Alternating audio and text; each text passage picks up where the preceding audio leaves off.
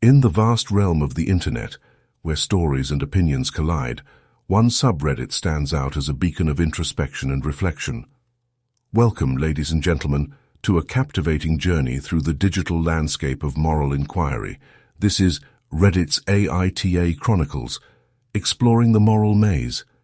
In a world where every interaction, every choice, and every decision can spark a whirlwind of doubts, one community offers solace and guidance. Have you ever found yourself at a crossroads, uncertain if your actions make you a saint or a scoundrel? Join us as we traverse the virtual halls of RMI the A-hole, where real people lay bare their lives, seeking validation or redemption from the humorous to the heartbreaking, the mundane to the extraordinary. This subreddit serves as a mirror reflecting the intricate tapestry of human behavior. It's a place where judgment takes a back seat to understanding, where moral dilemmas are dissected, and where empathy shines through the pixels and letters. Throughout this eye-opening series, we'll navigate through threads that unravel stories of friendship, love, family, and everything in between. Prepare to be captivated by the inner workings of relationships, as individuals from all walks of life seek the collective wisdom of the online masses. So, fellow explorers of the digital realm, brace yourselves for a voyage of introspection and revelation. As we step into the shoes of those who dare to ask, "Am I the a-hole?" we invite you to shed preconceptions, open your minds, and embark on a journey of moral exploration right here on Reddit's AITA Chronicles. Exploring the moral maze, because sometimes the path to self-discovery winds through the corridors of online vulnerability. In this first story, we step into a world where the complexities of family bonds are tested to their limits. A narrative unfolds, marked by the unspoken turmoil that often resides beneath the surface of even the closest relationships. It's a tale that forces us to confront the uncomfortable truth that not all emotions are easily categorized as right or wrong, good or bad. Am I the a-hole for despising my mentally handicapped sister? The title makes me sound horrible, but hear me out. My sister is severely autistic. She requires attention almost 24/7 and cannot be left alone. She is non-verbal and cannot take care of herself at all. Despite the fact that she's only 12, she's extremely destructive and violent and destroys anything she gets her hands on. I hate her. That should be wrong to say, but it doesn't feel like it. I was only 6 years old when she was born, and since then I've never solely had my parents' attention. Even since I can remember, the world has revolved around her. I was moved out of my room into the basement at 7 because she needed to be in the room next to my parents. All of my toys as a child were destroyed by her, and my parents simply ignored me when I complained. Even when I was 14 and she destroyed a Mac my school gave me, I was in the wrong. Along with this, I am expected to take care of her and drop everything I do for her. I can never make plans with friends because my parents expect me to be there if they need me to take care of her. Even when I do somehow get time to myself, I am required to leave if they need me. If I do not, then I am punished. The recent example of this is when I went to see the new Spider-Man movie and was grounded because I turned my phone off in the theater. It seems as if I'm nothing more than a slave to them, and anything involving her simply overshadows me. This last week I was chosen to give a speech at a school event. I was so excited, and my parents promised to be there, but they never showed and claimed it was because of my sister. Anytime anything like this happens for me, they are too busy with her. I've held this in for so long, and it finally spilled out today.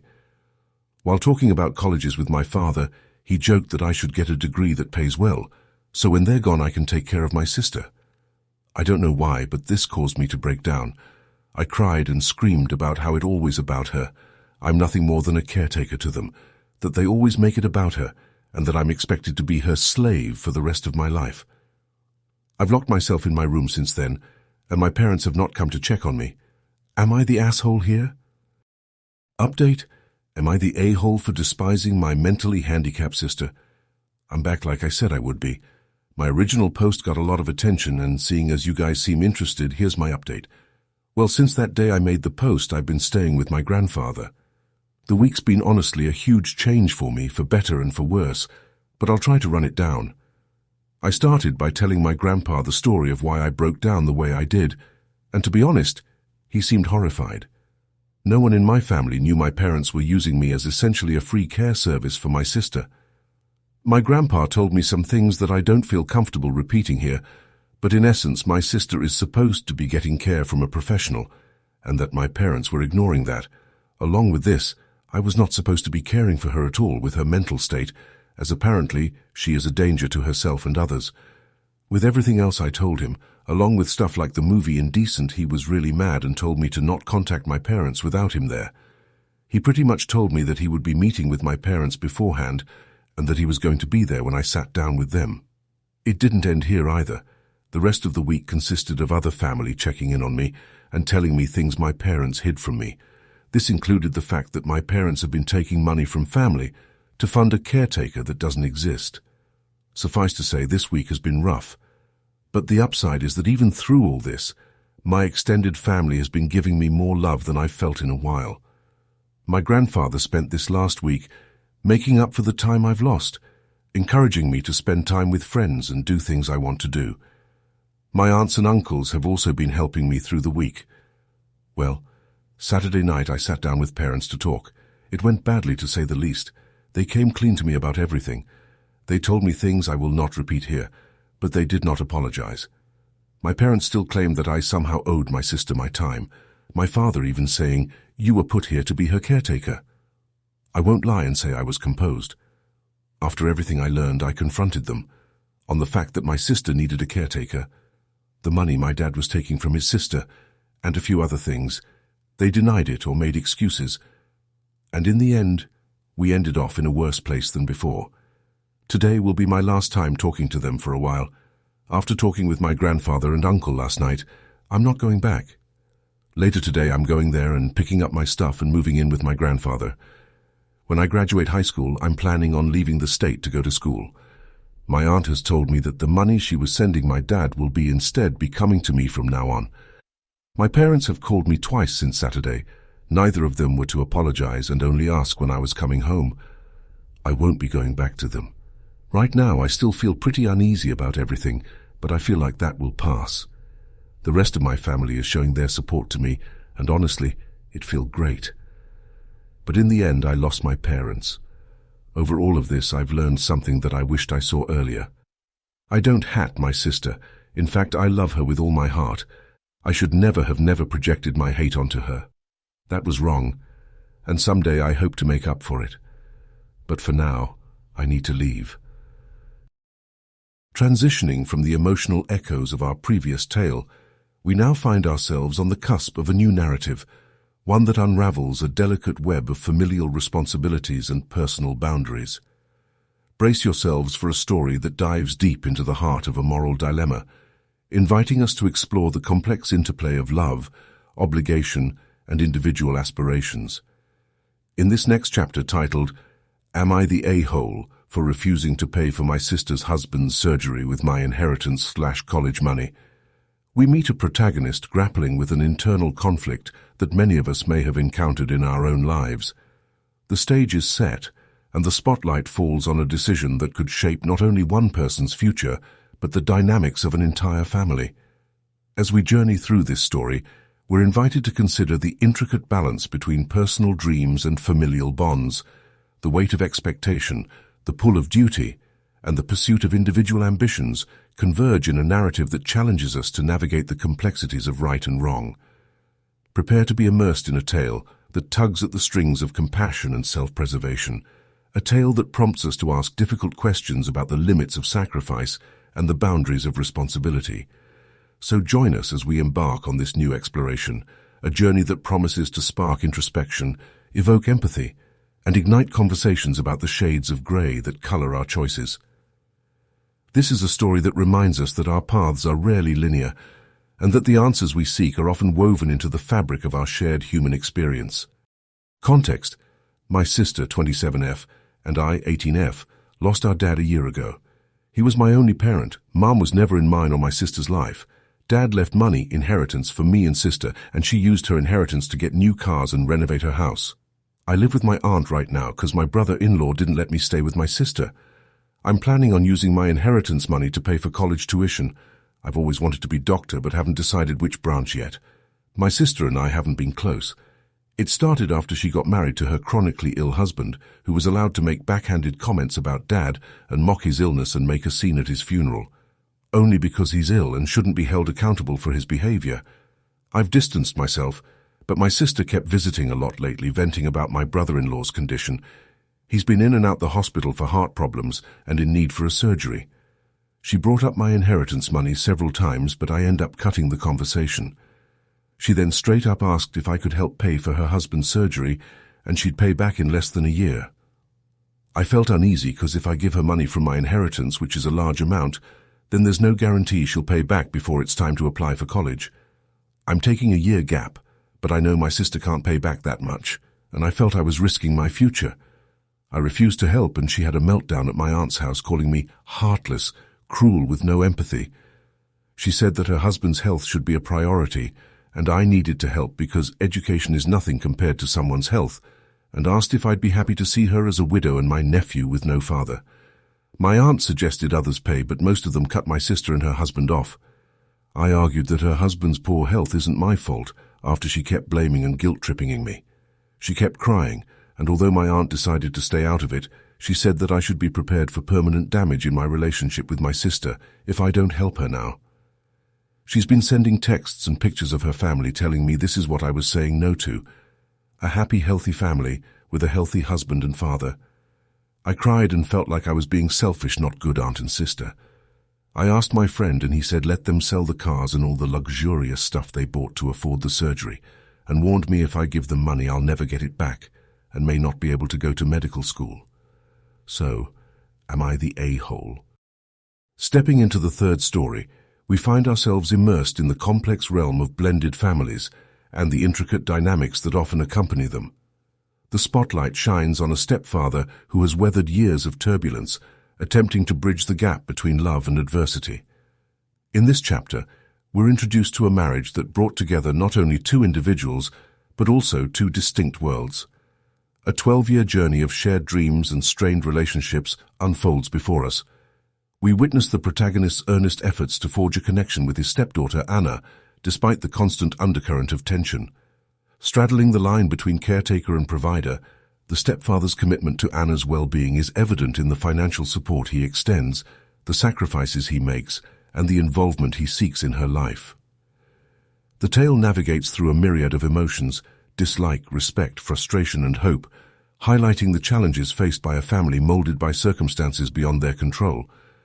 As the story unfolds, we witness a turning point, an incident that becomes a poignant catalyst for change. An unexpected confrontation ignites a firestorm of emotions, leading the stepfather to draw a line in the sand. The question looms: is it a step toward asserting his role or a step too far? I married my wife Elise 12 years ago. She has a 16-year-old daughter, Anna, from her previous relationship, and we have a 7-year-old son as well. From pretty much the beginning of our relationship, Anna and I have never gotten along. I don't know how to emphasize that it is not because of a lack of trying. She just does not like me. When she was young, she was just scared of me and afraid I'd tear their family apart. Nowadays, it's more of a neutral dislike rather than strong antipathy, so I suppose that's progress. Elise is a stay-at-home mother, so she relies on me for income. As a result, I pay for everything for Anna. Food, clothes, volleyball fees, field trips. I take an interest in her hobbies. I go to her games. I'm not saying I'm perfect, but I try my damn hardest to be the stepfather I can. But it's so hard. Always giving me curt one-word responses. Always having to have an attitude. She does things to get a rise out of me. Staying out late, reeking of booze. Always trying to sneak boys in. Typical rebellious stuff. But I always let her know I love her, and I'm there for her in hopes of her shithead teenager phase pasts. The opposite is true for her biological father. She adores him, can't tell you why. He never goes to her games, always makes excuses for why he doesn't want to see her. He forgot her birthday last month and she cried herself to sleep. Well, anyways, Friday I came to her room to check her phone and read her messages. Not a permanent thing, but she's been caught sneaking out twice in the last month, so this is her punishment. I ask for the phone. She says, "No, I'm tired of you checking my shit. Leave me alone." I tell her I'm not asking again, and she goes, "Just F off already. You're not my real dad. You never have been. Stop acting like you can tell me what to do before getting up and slamming the door." Like I said, guys, I'm tired. Tired of the blatant disrespect, of being the verbal punching bag while still providing more for her than anyone else in her family. We haven't really talked since until this morning during breakfast. She asked if I could pay for her plane ticket so she could see her boyfriend cross-state. Like I said, her mum doesn't work, and her dad is a POS, so I normally would be the one to cough up the money. Not this time. I responded, "Go ask your real dad." I could tell she was hurt. Tears swelled up from her face and she excused herself from the table. My wife took me aside later and said my comment was extremely disrespectful. I said if anything's disrespectful, it's her treating me like a doormat and a credit card, and I will no longer tolerate this treatment in my house. I told her we don't have to be friends, but if she can't at least be cordial to me or respect my position as an authority figure, she can find someone else to pay for her non-essentials. Am I the a-hole? Update. Am I the a-hole for telling my stepdaughter to go ask her real dad when she asked me to pay for her plane tickets? Hey guys, it's been a good 2 weeks since I've posted, and I figured you guys would like an update. A lot has happened since the last time I posted. So that night I did what many of the comments suggested I do, which was to apologize. I told her that I'm sorry, that implying that I'm not her real father, but like it or not that I consider her my daughter, that I loved her and will always be there for her. She started to cry and sob uncontrollably and said, "Why doesn't he, her biological father, love me?" I held her and told her she didn't need to fight for his approval. I also apologized for looking through her phone, that I've come to accept that it's not an appropriate punishment for a teenage girl, and I was going to find other alternatives. Lastly, I brought up therapy, and while she was hesitant at first, I let her know it was nothing to be ashamed of, that everything she said at therapy would be entirely confidential, and that it could help to have a confidant to help her sort through her feelings. She sat on this for the day, but the next day let me know that she was ready, so I set up the soonest appointment, which was last Friday, and her second appointment this afternoon. It's only been a week, so I don't want to get too optimistic, but honestly, I feel like I'm noticing an improvement already. She's actually been engaging back in small talk, when normally she wouldn't give me the time of day. She's been following all of the rules, coming home at a reasonable hour. She's been less withdrawn and more social, even to the point where her brother commented on the change today. But the most exciting news of them all is when getting out the car on her way home from therapy, she said, and I quote, "Thanks, Dad." She's never called me Dad before, so honestly I've been riding off that high for the last 2 hours. I'm not delusional enough to think everything's peachy, but honestly the behavior change in the last week was the most progress we've had since, well, ever. I'm cautiously optimistic going forward. Thanks again everyone for your comments, especially the ones who gave me the kick in the ass I needed. Shifting our focus to the fourth story, we dive into a narrative that delves into the complexities of mental health, empathy, and the boundaries of understanding. The title of this story, Am I the a-hole for telling my girlfriend that being depressed is not an excuse for being lazy? Hints at the thought-provoking journey that lies ahead. In this tale, we're introduced to a relationship where the shadows of mental health cast a profound influence. Our protagonist, entwined in a romantic partnership, finds themselves grappling with a dilemma that has no easy answers. As we venture further, we bear witness to the subtle interplay between love and frustration, compassion and personal expectations. The stage is set within the confines of intimate connection, where the contours of empathy are tested by the harsh realities of mental illness. The story unfolds as a dance between two individuals, each struggling to navigate their own emotions while attempting to comprehend the struggles of the other. The narrative invites us to ponder a question that carries deep societal implications.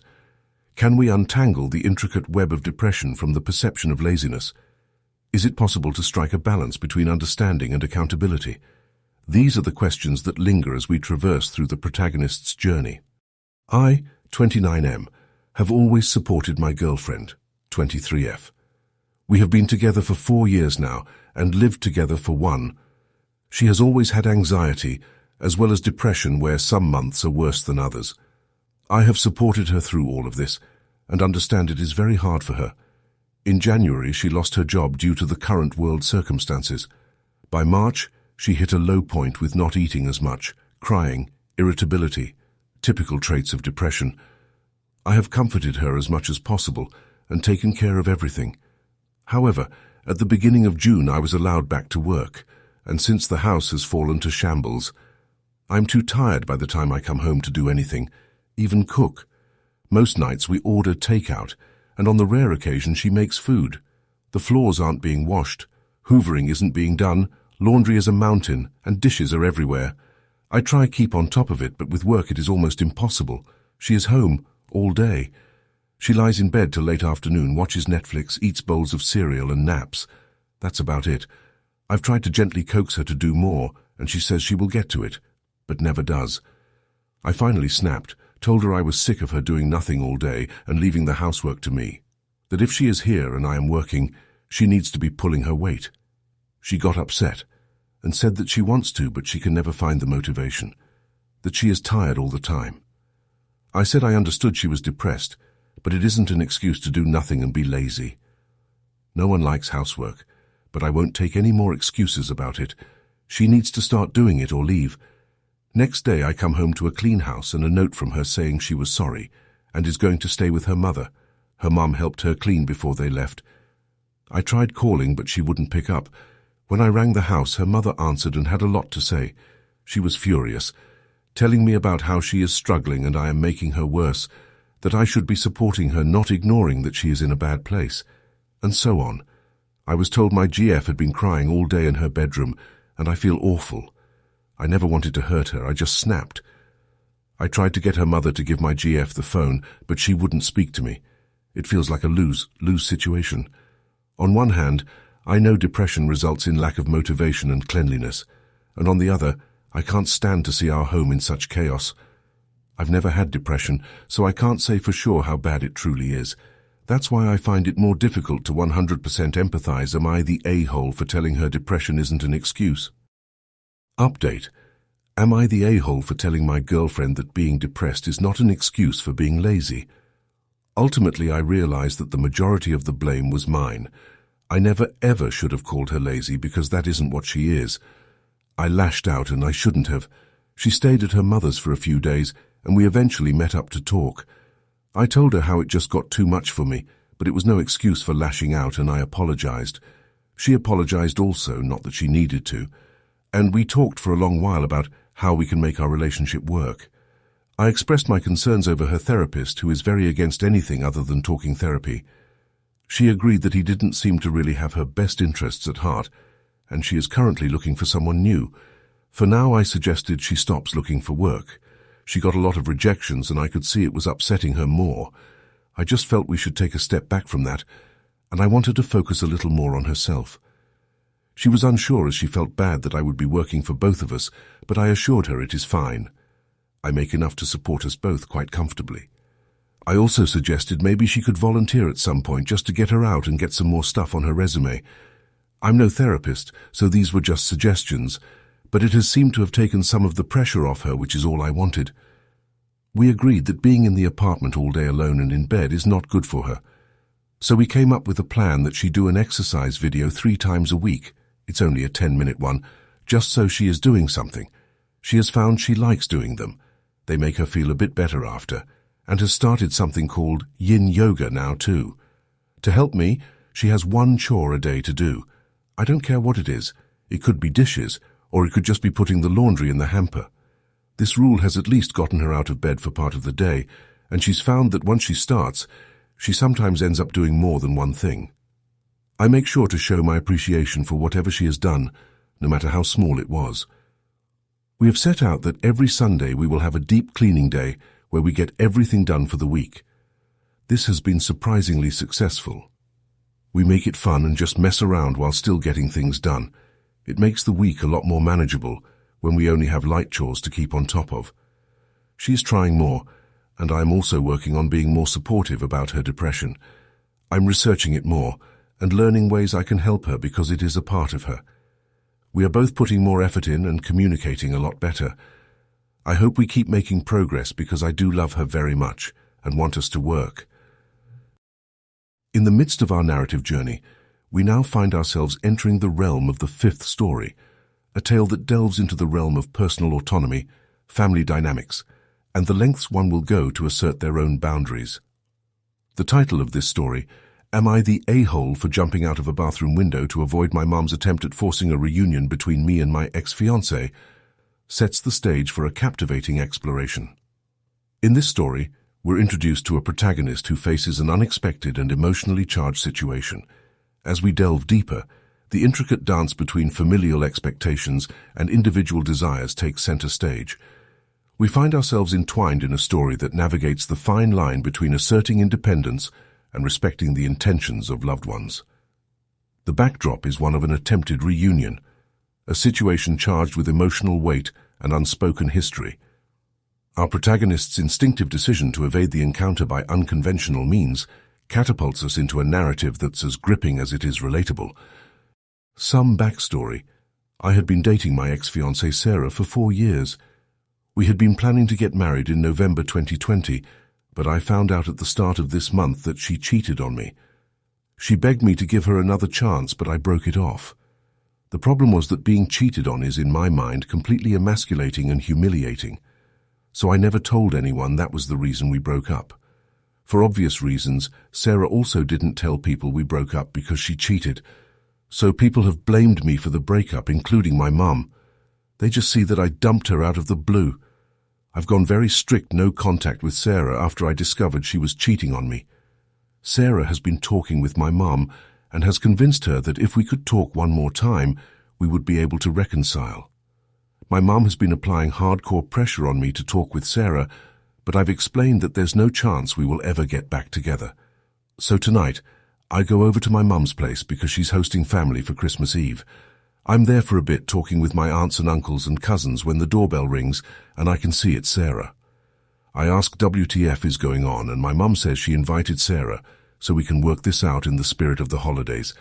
I'm pissed now because the only way to explain my side of the story is to tell everyone I was cheated on. Complete humiliation in front of my whole family. So as my mum goes to the front door, I go into the bathroom. My mum starts knocking on the door saying that I need to come out and talk to my ex like an adult. I say fuck it, kick out the window screen and get in my car and go home. My mum called a short while ago saying she's cutting ties with me over my behavior. She's really fixated on me jumping out of a window and that Sarah will always be like a child to her. My sister called me after to ream me out for ruining Christmas. I broke down and told her that Sarah cheated on me, which is why I dumped her and didn't want to see her under any circumstances. She called me a big asshole who was lying to cover for myself. Am I really in the wrong? Turning the page to our 6th story, we delve into a narrative that grapples with the tender complexities of emotions, boundaries, and the significance of life's milestones. The title of this story, Am I the a-hole for using flashcards to explain to my brother and his wife why they can't bring their rainbow baby to my wedding? Hints at the delicate balance our protagonist must navigate. In this tale, we're invited into a world where the lines between personal celebrations and familial responsibilities blur. Against the backdrop of an impending wedding, we journey alongside the protagonist as they wrestle with the profound question of how to honor their own feelings while acknowledging the sensitivities of those around them. The story unravels against the canvas of a highly charged event, the wedding, a moment that symbolizes union and joy. Yet, beneath the surface, emotions are a tapestry of vulnerability and sentimentality. The protagonist's unconventional method of communication using flashcards serves as a powerful metaphor for the complexities of expressing their truth. As the narrative unfolds, we're prompted to reflect on the intricacies of life's juxtapositions, the intersection of celebration and sorrow, the collision of joy and empathy. Through the protagonist's journey, we're reminded that individual choices can inadvertently touch the lives of those we hold dear. My fiancé, F, and I, M, are getting married. We've decided wedding's going to be child-free. No hate towards children, just to keep it more organized and contained. My brother Chris, M, and his wife F have a 3-year-old son who everyone calls Miracle or Rainbow Baby. He came after several failed pregnancies that lasted for years. When they found out that my nephew was included in the no children rule, they tried to convince me to make an exception for him. Chris told me his son is a miracle baby, and his presence at the wedding will bring blessings for me and my fiancé. I refused and said no, the wedding is child-free. His wife kept sending my fiancé pics of my nephew when he was months old. What that mean? I told them no and to stop. My brother told me this might cause a rift in our relationship. I again said no, and explained that the wedding is child-free. He asked again and pointed out how his baby is different since he's a rainbow, a miracle baby. I again said no and explained that the wedding is child-free. They brought it up when they visited at my home, and I knew they weren't going to stop, so I'd made flashcards in advance with the phrase, "The wedding is child-free, period," and pulled them out and started slowly showing them the flashcards one by one in this order. The wedding, with a sticker of bride and groom. Is child, with a sticker of a baby. Free, with a sticker of a stop sign. Period, with a huge black dot sticker. They both were stunned. I asked if they get it now, and Chris had lost his shit. His wife had already grabbed her stuff and walked out. Chris called me an asshole for doing this and said that I disrespected him, his wife, and their son, who's my one and only nephew. He rushed out after we argued. My fiancé saw the whole thing and thought that it was funny, but my parents and Chris are livid beyond measure. They're telling everyone about the amount of disrespect and mockery I had displayed towards them, and I'm being told to fix it now. As we reach the final pages of our narrative journey, we've traversed through a tapestry of human experiences, each story a unique chapter in the grand book of life.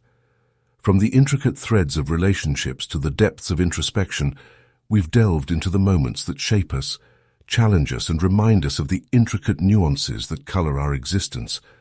These stories are a reminder that life's canvas is painted with shades of complexity, emotions, decisions, and choices intertwined in a mosaic that is uniquely our own. Through these narratives, we've laughed, cried, and reflected, and we hope they've sparked conversations within you, inviting you to contemplate your own journey. But our journey doesn't end here. There are countless more stories waiting to be explored, shared, and understood. We invite you to be a part of our community, to join us in this ongoing exploration of the human experience. By liking and subscribing to our channel, you'll ensure that you won't miss a single chapter, a single narrative that challenges, inspires, and resonates. Your support fuels our endeavor to bring these stories to light, to create a space where empathy and understanding thrive. So, if you found resonance in these tales, if you've been prompted to question, to feel, to connect, we encourage you to hit that like button and subscribe to our channel. Together, we'll continue to unravel the threads of our shared humanity, one story at a time. Thank you for being a part of this journey, and we look forward to embarking on many more chapters together. Until next time, remember that every story matters, and your presence in our community makes each narrative come alive. Like, subscribe, and stay tuned for the stories yet to be told.